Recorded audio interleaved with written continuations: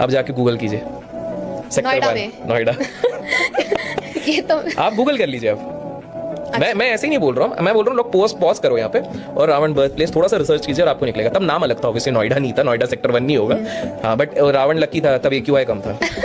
But आप खुद check करो तो सोचो हम लोगों को ही नहीं पता क्यों। अब आप बोलोगे अरे लेकिन नोएडा तो इधर ही है, ऐसा भारत वर्ष अलग। आपको पता है ना दिल्ली को 6000 वर्ष पहले क्या बोलते थे, बताइए? इंद्रप्रस्थ।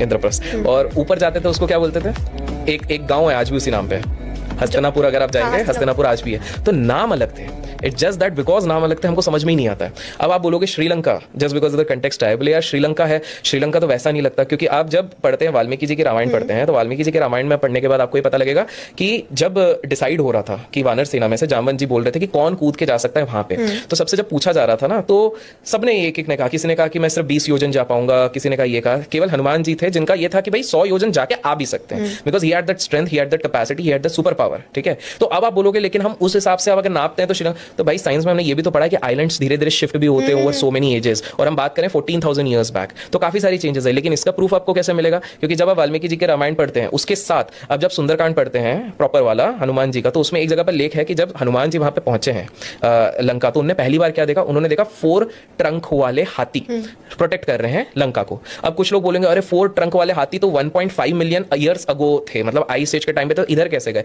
क्योंकि लोगों ने एक प्रॉब्लम कर दी ना, उन्होंने ये देखा 1.5 मिलियन ईयर्स अगो थे, लेकिन एक्सटिंक्ट कब हुए? 11,000 ईयर्स बैक। और रामायण कब हुई थी? 14,000 ईयर्स बैक। तो there was a high possibility वो चीज थी। एक्चुअल में आप वर्णन देखते हैं तो बेसिकली जो हनुमान जी को जिसने अटैक किया था वो एक तरीके से आप देखेंगे तो huge kind of animal protector था। तो भाई वो सारी चीजें तो हैं हमारे इसमें।